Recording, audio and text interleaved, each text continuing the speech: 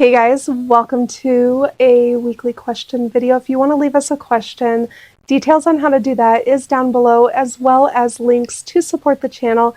If you like what we're doing, you want to get more videos about how to dive into the subject of domestic discipline, I have a ton of extra Patreon exclusive content over on our Patreon page, so definitely check it out if that is something that you're interested in. So on today's video, somebody asked me, what is the most effective part of a spanking? Is it the anticipation? Is it the spanking itself? Is it the aftercare? Like, what is it about spanking that makes it an effective punishment? So this is kind of an interesting question because I've never really looked at what makes, like, what single element makes a spanking effective. And as I was thinking through it, as I was kind of thinking over maybe some of my past punishments, my past corrections, my past spankings, what exactly was it that caused that to have an effect on me? And because I do a really decent job of learning from my mistakes and not repeating them. And obviously part of that is because of the consequence of spanking. So I was trying to look at why. What part of the spanking makes that effective? Like, what is it about it? And I came to the conclusion, it's everything. You have to have all of those elements. You can't isolate one thing and just have that and have an effective punishment. Because without that nervous anticipation, without the anticipation that really comes from regret, really comes from remorse, really comes from understanding that I made a mistake, if I didn't have that anticipation, that would be a sign that I really wasn't taking the punishment seriously. And without having that anticipation, I'm not kind of like playing over what I should have done, why, kind of going over where I went wrong. And all of those things really do lend themselves to me being able to change my behavior in the future because I really think through it, kind of lament a little bit over it, and have that anticipation of the upcoming punishment that causes me to really think through, why this was such a mistake. And again, if I didn't have that, I don't know if I would be able to have the proper motivation and the proper ability to really change my behavior, because if I'm not thinking about it, then I'm going to be mindless in my behavior in the future, right? So that anticipation really does bring a certain level of mindfulness into accepting the punishment and moving on with a better perspective of what the expectation is and what I should be doing in the future. Now, the spanking itself, really, even before you get to the spanking itself, I don't want to gloss over the fact that the lecture is kind of a big deal to me too. And I need to hear from my head of household that what I did was wrong. Even if it's short, even a short lecture just to say what you did was wrong, and it was wrong, and it goes against our rules, and I set these rules in place for a reason, and you're getting punished because you didn't follow them. Even just that is enough to connect my behavior to the reason I'm getting punished. And obviously I can connect those dots myself, but having my head of household really lay it out for me and show me that he's not going to accept my behavior, and he shows me that first with his words and with the level of seriousness that he comes into the punishment with. I think it's really important too in that lecture that Coda always reminds me that I am rarely ever punished for the singular mistake that I made. There's always a bigger implication, whether that be that not following the rules was a sign of deliberate disobedience. And he needs to be able to count on my obedience, because that is a standard of our relationship. Or whether my mistake was a sign of disrespect.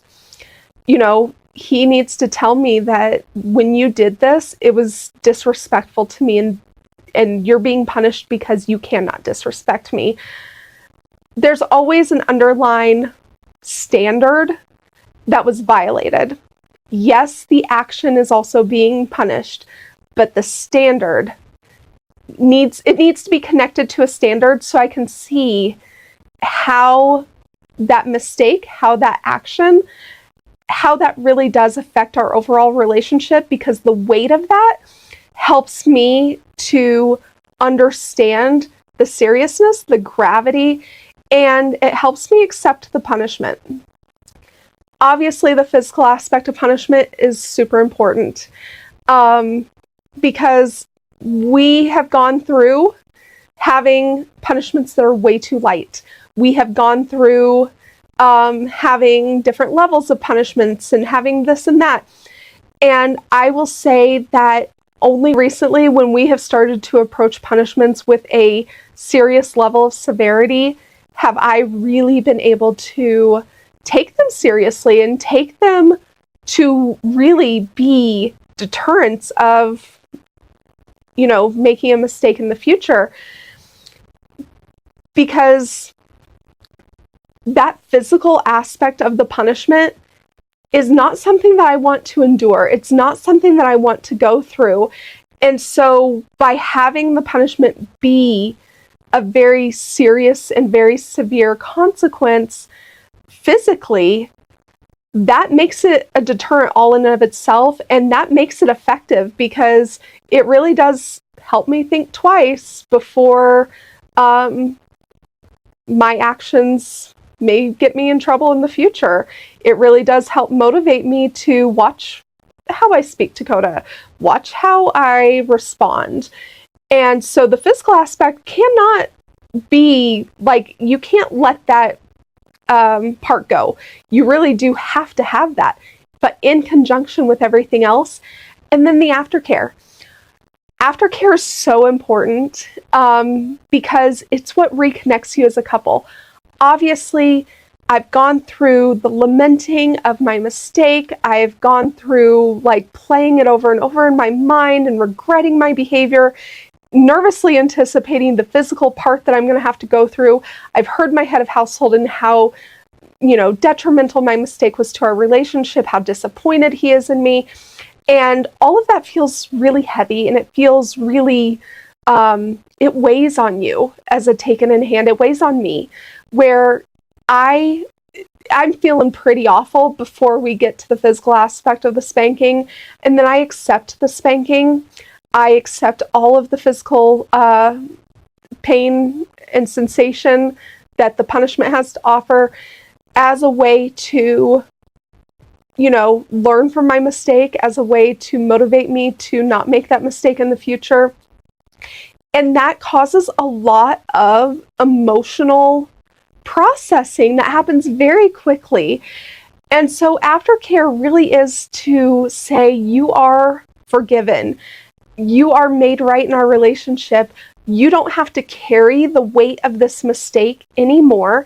You don't have to feel bad anymore. All you have to do is just learn from this mistake, learn from this process to make better decisions in the future, to not repeat these mistakes.